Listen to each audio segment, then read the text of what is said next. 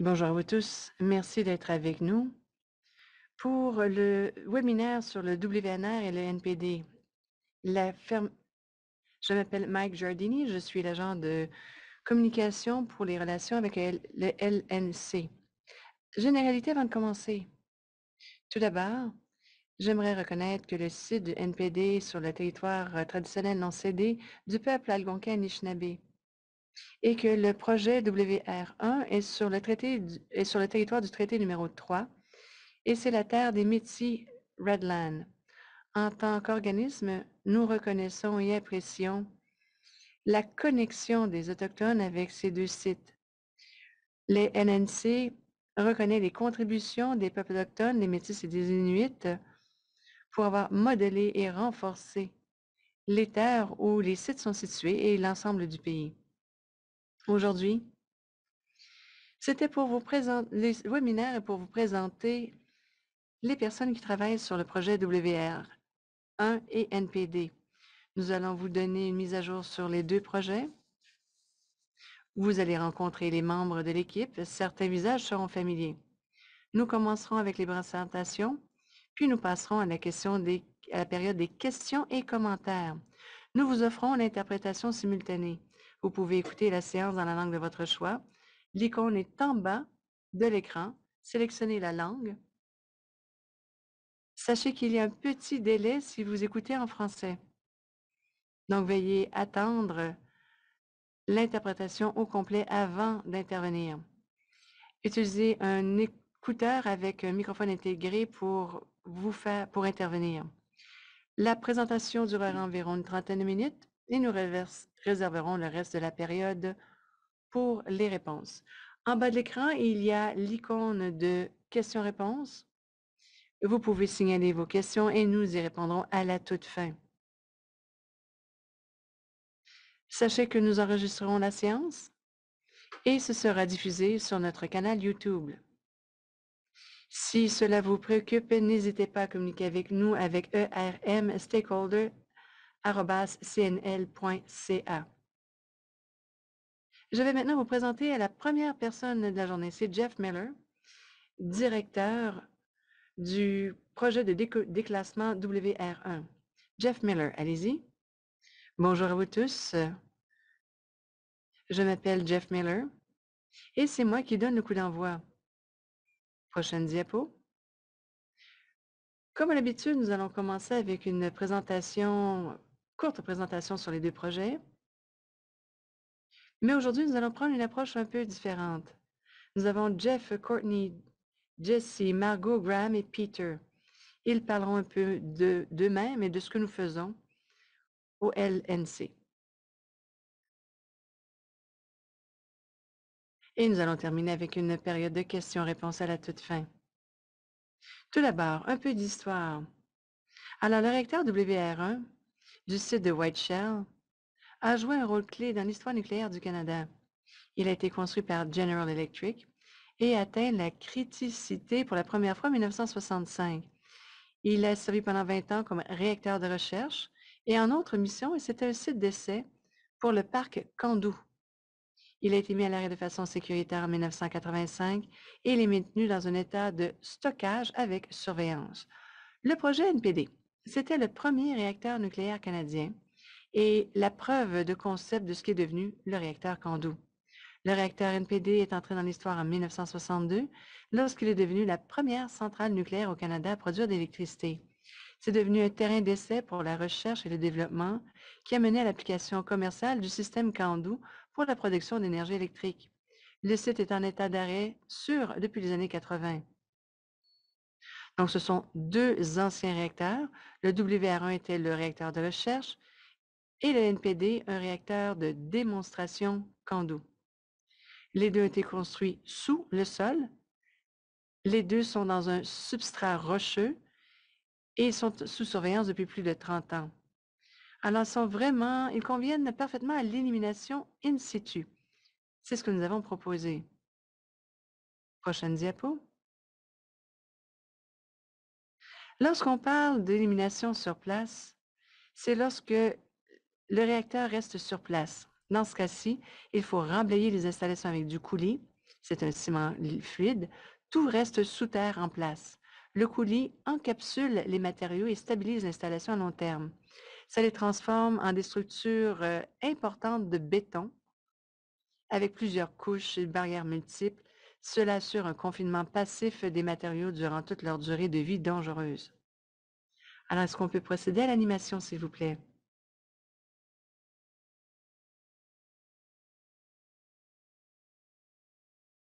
Cliquez une fois.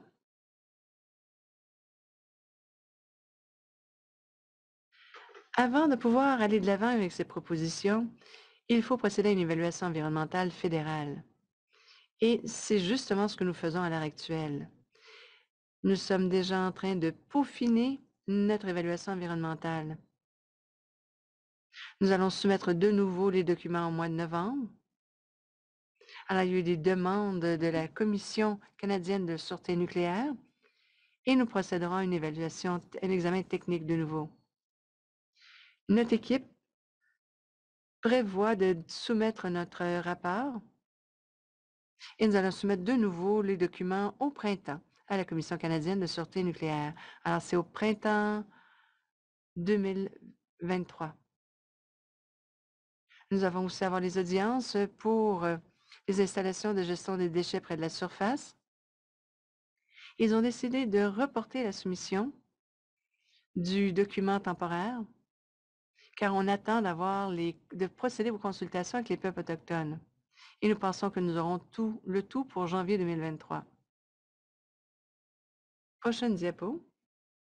Aujourd'hui, nous allons vous présenter les gens qui travaillent en coulisses. Nous allons couvrir quelques sujets importants comme la gestion de projet, l'environnement, les approbations réglementaires environnementales, les relations avec les différents intervenants, les Autochtones, la protection environnementale, la sécurité, l'octroi des licences, l'ingénierie et le design. Alors, prochaine diapo. Encore une fois, je m'appelle Jeff Miller. Je suis au site de Wetshile à Pinawa depuis plusieurs années. Alors, il y a de ça 15 ans, nous avons déménagé pour commencer mon premier grand contrat. Je suis née dans Scarborough, en Ontario, près de l'usine nucléaire de Darlington. C'était supposé être une formation de 6 mois avant de retourner à Chalk River. Cela s'est transformé en 1 an, 2 ans. Par la suite, j'ai acheté une maison, je me suis mariée et j'ai eu des enfants. Donc, Pinawa est devenu ma maison. Alors, je n'ai pas, par la suite, lorsque c'était le temps de déclasser le site, j'y suis restée.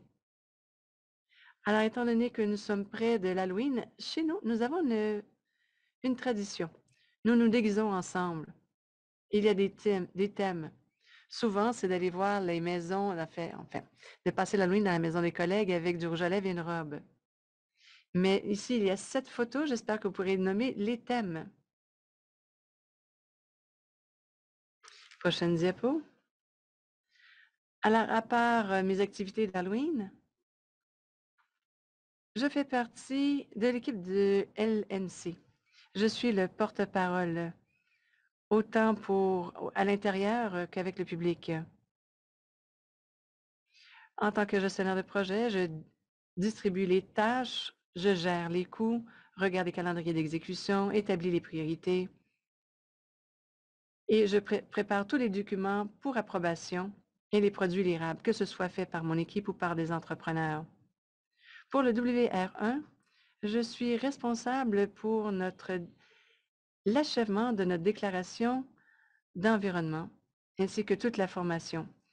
Alors, je suis aussi là pour conseiller en matière de réglementation. Je suis aussi responsable d'amener mon équipe déjeuner une fois de temps à autre. Mais avant de devenir chef d'équipe, je vais maintenant passer la parole à Courtney Power. Elle travaille sur le projet de fermeture de la centrale nucléaire de démonstration en tant que spécialiste du déclassement et de l'environnement. Courtney, allez-y. Bonjour Jeff, merci. Bonjour à vous tous, je m'appelle Courtney Power. Je travaille avec le projet au projet de fermeture de la centrale nucléaire de démonstration en tant que spécialiste du déclassement et de l'environnement. Je suis née, j'ai grandi à Conception Bay South, à Terre-Neuve, une petite ville sur la rive sud de la péninsule d'Avalon. J'ai toujours grandi près de l'océan Atlantique et j'aime bien retourner sur la côte est quand je le peux. Je vis maintenant à Petawawa, en Ontario, avec mon mari et mes 2 garçons. Nous apprécions beaucoup la beauté de la vallée de l'Outaouais. Nous passons beaucoup de temps à nager dans la rivière des Outaouais, faire de la planche, à pagaie ou à chercher des recherches. Je travaille depuis près de 12 ans au laboratoire et j'aime bien ce que je fais. C'est vraiment gratifiant de faire partie d'une grande équipe multidisciplinaire qui travaille dans les projets environnementaux et les missions de nettoyage. Prochaine diapo. Que faisons-nous? Dans la Avec la fermeture du projet, je suis responsable de répondre aux questions techniques auprès des populations autochtones et des différents intervenants lorsque nous faisons nos déclarations. Je prépare et je revois aussi certaines sections pour l'évaluation environnementale. Avec le travail que je fais aussi, je travaille avec une équipe pour offrir du soutien lorsque nous avons des consultations avec le public et les peuples autochtones. Nous préparons le matériel. Nous faisons également aussi des mises à jour techniques sur le projet. Dans mon rôle, nous avons des activités sur le terrain. Alors, on a fait vérifier quelles sont les espèces en danger. Nous faisons des évaluations aussi pour les oiseaux migratoires et collectons des échantillons. Je fais aussi l'examen de toutes les données environnementales que nous avons dans le cadre de notre projet. Le projet est important, vous le savez, car nous voulons terminer en fait l'évaluation environnementale pour le site NPD. À ce moment-là, nous obtiendrons une licence. Cela est important également que le public et les différents intervenants connaissent de façon générale le projet. Cela nous demande, dans ce sens, nous repassons l'information technique. Parmi nos interactions, nous voulons renforcer nos relations avec les collectivités autochtones ainsi qu'avec le public. Nous voulons que tout le monde comprenne bien ce que nous faisons et comment nous mettons en œuvre des mesures pour protéger l'environnement. Je cède maintenant la parole à Jeff. Merci. Alors maintenant, c'est notre responsable d'ingénierie et de conception. Je passe la parole à Jessie Gordon. Je m'appelle Jessie Gordon. Je suis un ingénieur de projet pour le WR1. Je suis née et j'ai vécu en Saskatoon, en Saskatchewan. Je travaille au laboratoire car je m'intéresse à tout ce qui est nucléaire. Et lorsqu'il était le temps de quitter le sol de mes parents, un trajet de 8 heures me semblait être la bonne distance. Lorsqu'on regarde à gauche, il y a une photo de moi et du chat de ma copine, Mortimer, lorsqu'on était en promenade. Mortimer est un chat colérique, mais il adore les câlins. À la droite, c'est une photo d'une piste très raide à Kicking Horse Mountain, à Golden, en Colombie-Britannique. La photo a été prise au mois de mars. J'essaie de faire au moins une sortie de planche à neige chaque année.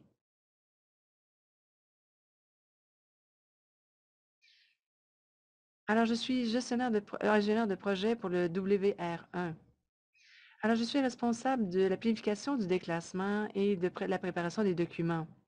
Je surveille également les entrepreneurs. Nous offrons aussi du soutien technique pour l'exécution des travaux et nous faisons aussi des tours pour les gens du public, les peuples autochtones et d'autres intervenants. Cela nous permet aussi de déterminer les étapes à prendre pour exécuter tous les travaux nécessaires au déclassement. Tout cela est fait par du personnel qualifié. Cela nous permet de résoudre les problèmes de façon très efficace lorsqu'on en voit lors de l'exécution. Et ça nous fait mieux comprendre le projet. Par exemple, ce que nous faisons est le résultat d'une série de tests que nous avons fait auparavant. Ces tests ont été conçus pour simuler une pièce avec un réacteur. Cela nous a permis d'observer l'interaction avec le coulis, avec tous les éléments qu'il encapsulera. Alors, on a pu faire ça aussi sur le terrain. Je vous cède maintenant la parole à Jeff. Merci beaucoup, Jessie. Et oui, je comprends bien que Mortimer aime bien se faire recevoir des câlins. Maintenant, je passe la parole à une personne qui s'occupe des relations autochtones avec les intervenants. Je vous présente Margot Thompson, que vous avez déjà peut-être rencontrée auparavant.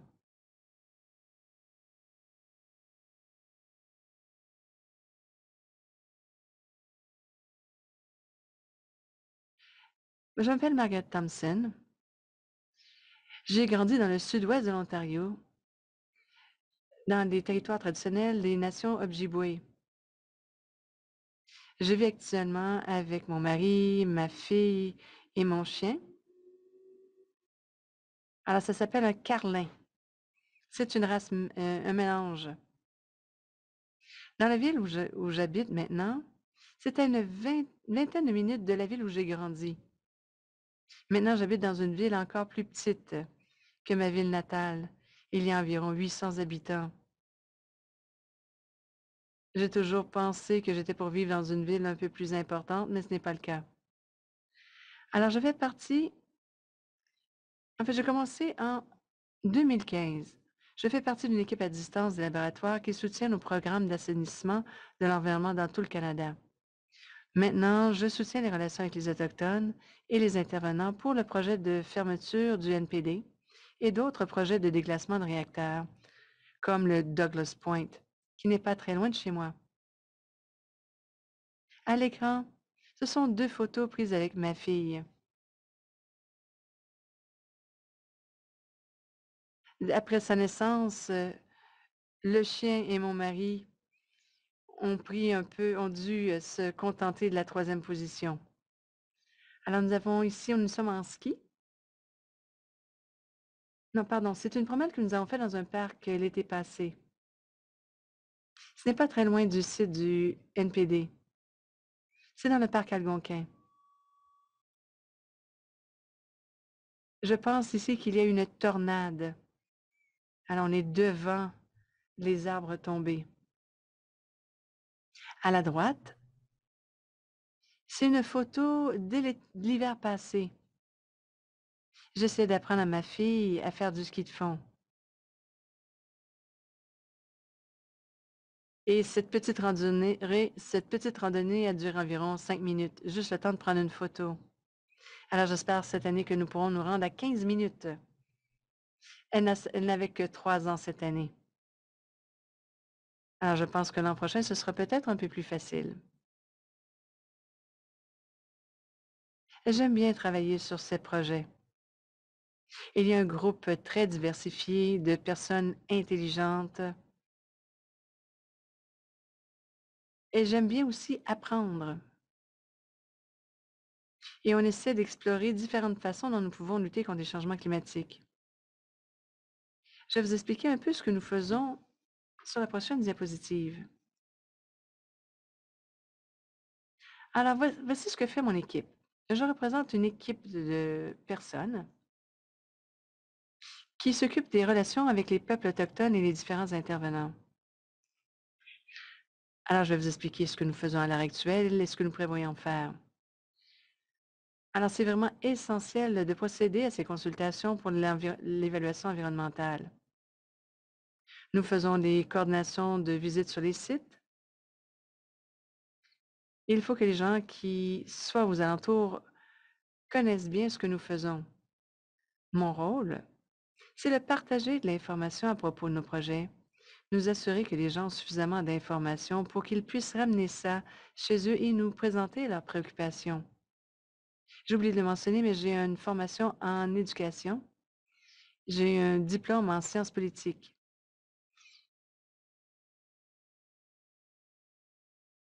Alors, vous allez rencontrer plusieurs personnes qui s'occupent de l'aspect technique. Souvent, je dis que mon travail, c'est d'être un traducteur, c'est de vulgariser. l'information. Alors, j'essaie de vulgariser toute l'information que nous recevons. Alors, j'aimerais bien, nous sommes là pour écouter et répondre aux préoccupations des peuples autochtones et du public. Nous voulons vraiment consulter les gens qui seront touchés par ce projet. En matière d'interaction, nous avons procédé à des présentations, des séances d'information, des visites sur le site, des événements publics, nous avons parlé aussi avec les médias. Nous parlons avec les médias locaux. Nous avons une présence dans les médias sociaux. Nous avons des séances virtuelles, c'était durant la pandémie, des séances d'information technique ainsi que des webinaires, un peu comme aujourd'hui. J'aimerais vraiment féliciter les autres membres d'équipe qui nous appuient. Félicitations. Merci beaucoup.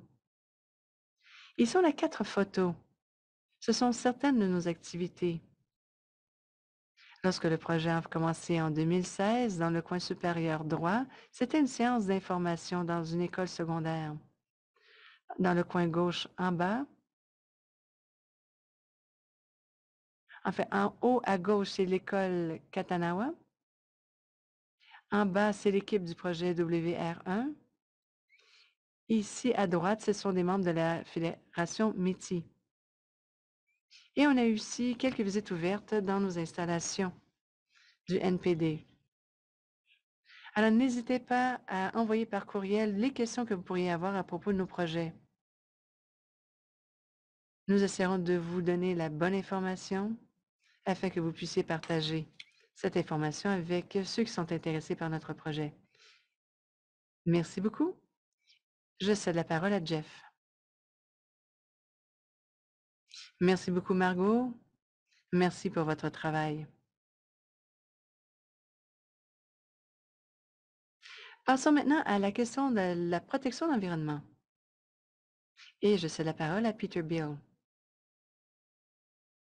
Peter Wills. Bonjour à vous tous. Je m'appelle Peter Wills. Je suis né à Hamilton, en Ontario. Je suis à Pinawa depuis 36 ans.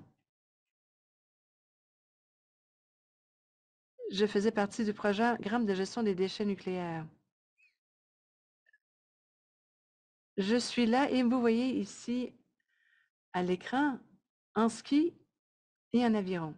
À gauche, c'est ma fille avec moi alors que nous nous préparions à faire une course de 54 km en Écosse. À la droite, je suis avec mon fils et nous sommes en double à l'aviron pour le championnat de notre association. C'était au Minnesota. Et en bas, ce sont les membres de ma famille.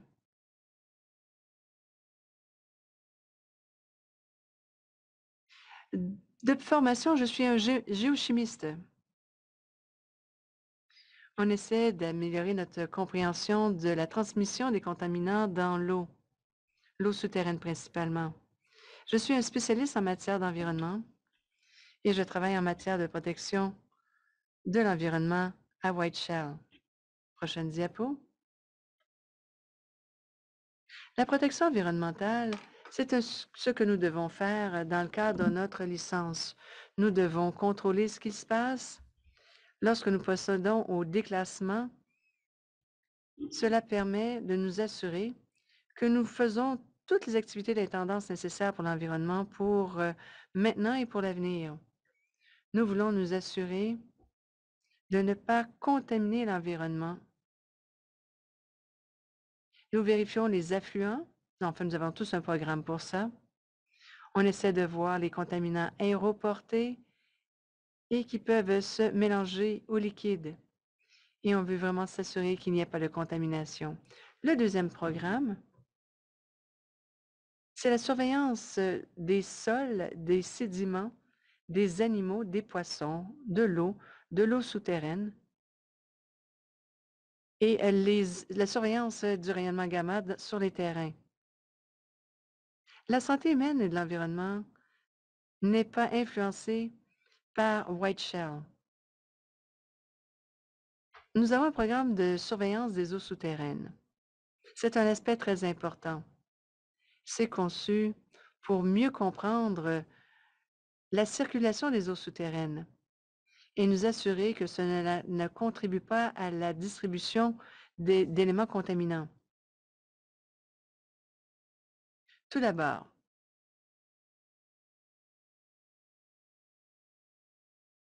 nous avons un modèle pour mesurer les incidences et la circulation des contaminants. Alors ici, nous avons des hypothèses pour le transport et nous voyons ce que la population utilise, mange et respire. Nous faisons aussi des calculs géochimiques. On essaie de voir quelles sont la solubilité de certains matériaux. Et on a aussi l'absorption des eaux souterraines. La surveillance environnementale a demandé la collaboration de la Fédération Métis du Manitoba. Nous le faisons pour nous, car nous sommes intéressés à inclure dans la surveillance environnementale les aliments et les herbes médicinales traditionnelles qui sont sur notre site, dans les locaux. Alors, c'est tout ce que je voulais vous dire à vous, Jeff. Merci, Peter. Je peux confirmer la qualité de l'équipe d'Aveyron qui est dirigée par Peter ici à Pinewa. Et ici, il rame très, très vite le long de la rivière de Winnipeg. C'est très impressionnant. Alors, en dernier lieu, alors de notre équipe de sécurité, je voulais vous présenter Graham Porter.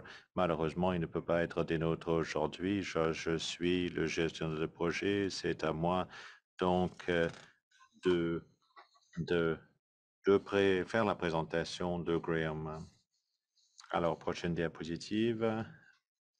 Graham donc est originaire d'une ville du nord-ouest de l'Angleterre et a déménagé au Canada il y a 17 ans. Il travaille au sein de l'équipe de déclassement NPD de CNL et son rôle principal est de produire le dossier de sûreté et de soutenir les aspects liés à l'autorisation du projet NPD. Il a presque 30 ans dans ce domaine. Il a travaillé partout dans le monde sur toutes sortes de grands projets. Il adore la pêche. Il passe beaucoup de temps sur la rivière des Outaouais à pêcher, à faire du bateau. Il a récemment appris à faire de la voile également. Il aime également prendre des photos avec sa fille. Et on voit donc l'arc-en-ciel qui est photographié à partir de sa terrasse. Une prochaine diapositive maintenant. Et il est donc un de nos spécialistes qui est responsable de démontrer la sécurité de notre travail, la conformité de notre travail avec le règlement de la CCSN. Il utilise plusieurs stratégies pour démontrer la fiabilité et la sécurité des projets à long terme. Il a donc élaboré le projet sur la sécurité basé sur les preuves et les documents disponibles. Alors, et il a élaboré le dossier de sûreté et il l'utilise pour démontrer la sécurité. C'est également un outil pour mobiliser les gens autour donc du projet de sûreté et de sécurité. Le voilà. Prochaine diapositive. Alors, quelques membres de notre équipe, ce n'est pas tout le monde. Alors, les gens que vous avez aujourd'hui, finalement, à une équipe d'au moins 3, mais tous ces gens-là sont incroyables. On espère que ce webinaire vous a donné une meilleure idée de qui nous sommes et ce que nous faisons ici au laboratoire du nucléaire. Maintenant, on va vous céder la parole et grâce à la technologie moderne, nous pouvons donc répondre à vos questions. Rachel, Joni, Mike et Margot sont là pour finalement pour vous permettre de poser vos questions. Je cède la parole maintenant à Mike pour voir s'il y a des questions. Merci beaucoup, Jeff. Une bonne présentation. Merci. La fonction question-réponse est en bas de votre écran. On va attendre quelques secondes pour voir les questions que vous voulez nous poser.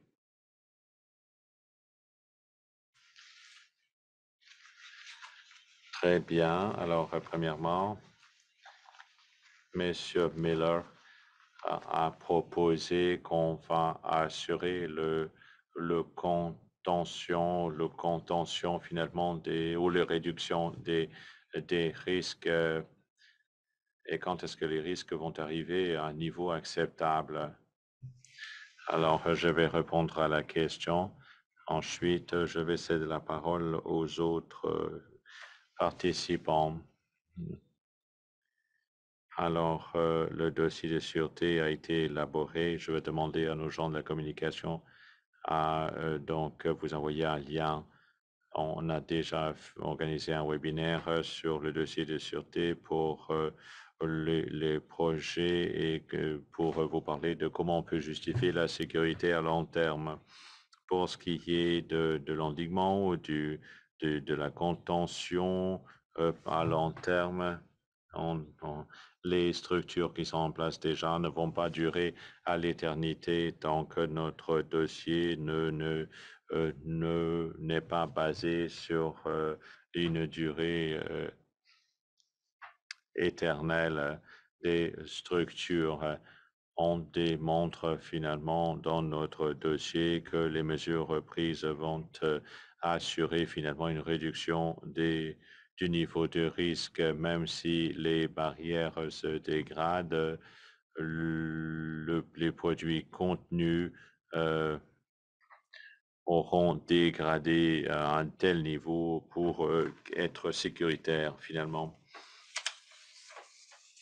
Je ne sais pas s'il y a d'autres questions, autre chose à ajouter. J'espère avoir répondu à votre question et on va vous envoyer donc un lien au webinaire que nous avons déjà fait sur cette question. Merci, Jeff. Prochaine question maintenant. Y a-t-il de la coordination entre ces deux projets? Tout à fait, dis-je. Le webinaire d'aujourd'hui montre que c'est le cas. Margot travaille principalement au sein de l'équipe NPD, Courtney également, mais nous avons une bonne relation de travail et on passe beaucoup de temps à parler de nos projets. Nous comparons la rétroaction donc du grand public sur nos projets. On les partage les uns avec les autres et on modifie nos documents pour incorporer la rétroaction provenant des autres projets. On travaille également avec le projet NSDF et leurs commentaires ont été incorporés dans une certaine mesure dans nos pratiques et nos documents.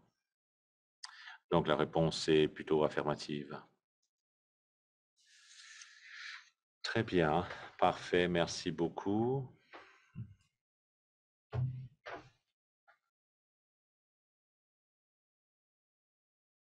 Une question qui fait suite à la question précédente. Pourriez-vous nous donner plus de détails sur l'échéance? Quand est-ce que le risque va être réduit à un niveau acceptable? Je n'ai pas la date exacte devant moi, mais alors je vous renverrai donc au webinaire sur le dossier de sûreté, mais on parle des dizaines de milliers d'années. Il y a des comparaisons dans le document entre les niveaux de dégradation des produits, alors, on parle donc d'une échéance de dizaines de milliers d'années. Néanmoins, ceci étant dit, il y a des informations qui nous montrent quand on pourra vraiment arriver au déclassement intégral. Notre dossier de sûreté montre qu'on n'arrivera pas au niveau de radiation naturelle avant plusieurs dizaines de milliers d'années, mais leur niveau sera des niveaux acceptables finalement dans quelques dizaines de milliers d'années. Merci beaucoup, Jeff. Votre surveillance a-t-elle inclus les bassins versants du nord-ouest de l'Ontario et de la région de Pinawa? J'aimerais répondre à cette question. Non, pas le bassin versant du nord-ouest de l'Ontario, mais nous surveillons la rivière Winnipeg, finalement, qui trouve sa source à Lake of the Woods. Donc, il y a une partie du bassin versant là qui se trouve dans le nord-ouest de l'Ontario. Merci, Peter. Prochaine question. Et l'élimination sur les lieux, comment est-il différente en fait de ce que vous proposez vous? C'est Courtney qui parle. Je vais répondre à cette question. L'élimination sur les lieux veut dire qu'on élimine les déchets sur les lieux. On ne les déplace pas. Donc, pour le WR1, par exemple, on va encapsuler les des réacteurs sous terre. Alors, le NSTF, finalement, a une monticule de contention et c'est ça qu'on prévoit de construire à l'établissement de Chalk River. Qui aimerait intervenir à ce sujet? Merci beaucoup, Courtney. Alors, si vous avez des questions de suivi, eh bien, n'hésitez pas à nous envoyer ces questions. On va vous trouver finalement les réponses plus détaillées. Alors, la question de suivi, qu'est-ce qui est plus sûr, donc le modèle SDF ou élimination sur les lieux? Ce n'est pas une question simple, vous savez. Chaque activité nucléaire est réglementée par la CCSN. Et c'est la CCN finalement qui fixe les risques acceptables et ces limites s'appliquent à tous les projets au NSDF et à tous les projets d'élimination aux mines d'uranium. Il y a d'autres activités impliquant la radioactivité et aucun membre du public devrait être exposé donc à une dose dépassant 1 millisievert par an. Ensuite, il y a d'autres lignes directrices qui nous permettent de tenir compte de d'autres sources de radiation également. Donc, si votre projet n'est pas la seule source de radioactivité, alors vous devez réduire la dose acceptable à un niveau plus faible pour tenir compte de d'autres sources de radioactivité auxquelles les gens sont exposés. Nos projets ont montré finalement que le risque sont donc, sont très, très faibles et finalement, et sont si faibles que c'est difficile à les mesurer, à les distinguer finalement de la radioactivité de fond. Chaque établissement a ses propres déchets, ses propres conditions naturelles également. Et toutes les installations doivent respecter les mêmes règles en matière de sécurité. Alors, chaque établissement suit les mêmes règles, mais les mesures prises sont différentes, mais les mesures sont suffisantes pour atteindre ou respecter les niveaux sécuritaires. C'est Marco qui parle. Nous avons évalué le cas cas de sécurité ou de sûreté pour le projet NSTF. Et bien entendu, les mesures de sécurité correspondaient donc à la situation particulière là-bas. Alors, je vais vous envoyer les liens à tous les webinaires propres à chaque projet. N'hésitez pas à nous envoyer un courriel. Et donc, je vais vous mettre l'adresse dans la fonction clavardage également. Merci beaucoup.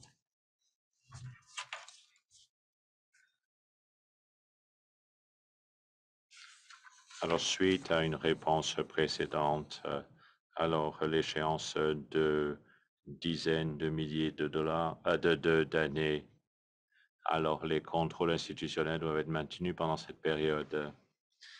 Et il y a deux aspects ici. Alors, il y a l'exigence légale, il y a l'exigence en matière de sûreté, l'NPD et l'NSTF ont donc des mesures de sécurité. Si les contrôles institutionnels finalement n'existent plus, les systèmes vont continuer à fonctionner. La CCSN exige qu'on se munisse d'une licence. Donc, on s'est engagé à maintenir les contrôles institutionnels tout et aussi longtemps que ça sera nécessaire. Dans notre document, nous avons proposé un minimum de 100 ans. Ce ne veut pas dire qu'on va arrêter les contrôles institutionnels à 100 ans, mais 100 ans est la période nécessaire pour nous de démontrer que l'établissement fonctionne comme prévu. À ce moment-là, on pourrait proposer une réduction, une modification, un maintien des contrôles institutionnels, mais les contrôles vont rester en vigueur jusqu'au moment où la CCSN nous donne le feu vert pour réduire, modifier les contrôles institutionnels.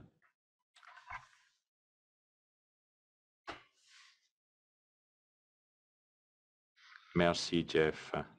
Les questions continuent à arriver.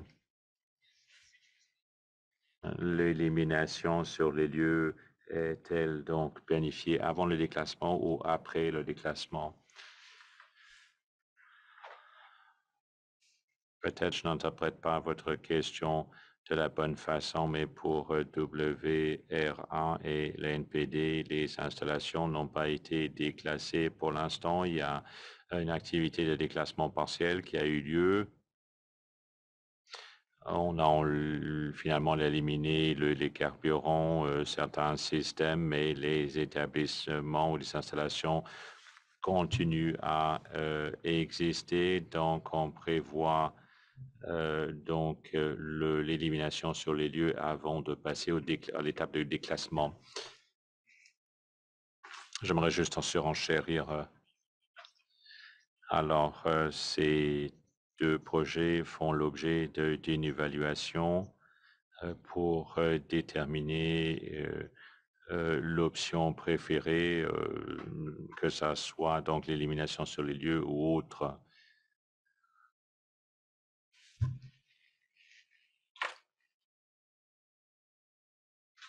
J'aimerais répondre à une question précédente, la question portée sur l'échantillonnage des bassins versants dans le nord-ouest de l'Ontario. J'aimerais expliciter ma réponse. Nous avons des lieux d'échantillonnage à Petawa en amont du site, également à McCarthy Falls en aval du site. Donc, il y a un réseau de forage et également des partenariats avec la communauté locale pour échantillonner les animaux, la faune, la flore, etc. Parfait. On va prendre un instant maintenant de demander à ceux qui participent à ce webinaire de nous dire s'ils veulent qu'on fasse une présentation sur un sujet précis à l'avenir. Inscrivez-les dans la fonction clavardage. Alors, ça va nous aider à planifier les webinaires futurs. Mike, il y a une dernière question qui a été posée de Sarah et ça porte sur la vision des laboratoires pour l'industrie nucléaire, c'est plutôt une observation sur la proposition la proposition, enfin pour les petits réacteurs modulaires. Donc, nous nous concentrons sur l'assainissement, mais il y a des webinaires qui portent sur la science et la technologie nucléaire et comment on propose d'étayer l'industrie, les industries connexes, et on vous présente les idées novatrices pour la santé. On a fait de la recherche, par exemple, sur l'alpha-thérapie, qui est un traitement à base de radioisotopes ou d'isotopes radioactifs. Il y a également la terminologie axée sur l'hydrogène. Ça serait peut-être un thème pour un webinaire à l'avenir, et on va vous présenter notre travail et l'avenir des laboratoires nucléaires du Canada. Il y a un processus d'octroi de permis à Chalk River pour la construction d'un réacteur, petit réacteur modulaire. Je vais vous envoyer donc des liens dans la fonction clavardage. Merci, Margot. Alors, il y a une observation de Sarah. Oui, nous allons noter vos coordonnées, votre adresse courriel. Merci de bien avoir voulu participer à ce webinaire et au webinaire futur. Alors, on va...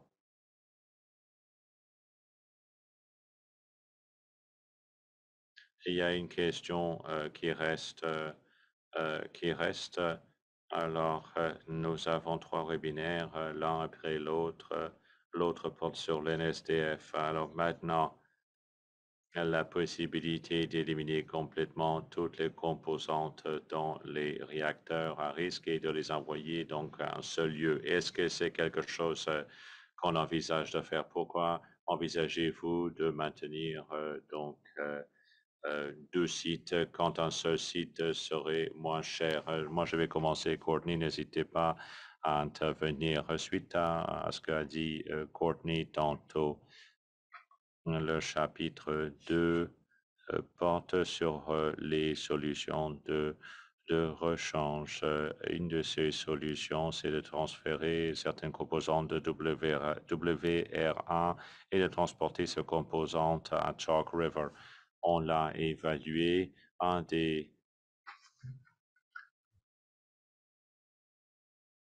Il n'y a pas de Il n'y a pas d'installation pour accueillir ces déchets à l'heure actuelle. Donc,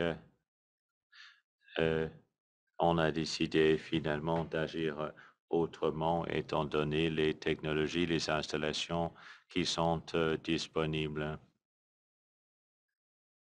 Si jamais une installation existe ou est construite, on pourrait peut-être changer d'avis, mais à ce moment-ci, on pense que c'est une façon sécuritaire pour nous, finalement, d'éliminer les déchets que nous avons au WR1. Parfait, merci Jeff. Alors, ça met fin à notre webinaire. Aujourd'hui, j'aimerais remercier tous les participants. Et si vous restez encore quelques minutes et vous avez des thèmes pour les webinaires futurs, n'hésitez pas à les inscrire dans le webinaire, dans la fonction clavardage. Les enregistrements, une fois qu'on aura envoyé, qu'on aura affiché ces enregistrements sur YouTube, on va envoyer les liens à tout le monde. Si vous avez des questions, n'hésitez pas finalement à envoyer notre équipe à irmstakeholder@cnl.ca. Alors, merci beaucoup d'avoir été des nôtres. Je peux parler pour Jeff, Courtney, Jesse, Margot et Rachel. Merci beaucoup d'avoir participé et on a très hâte à le refaire. Merci beaucoup.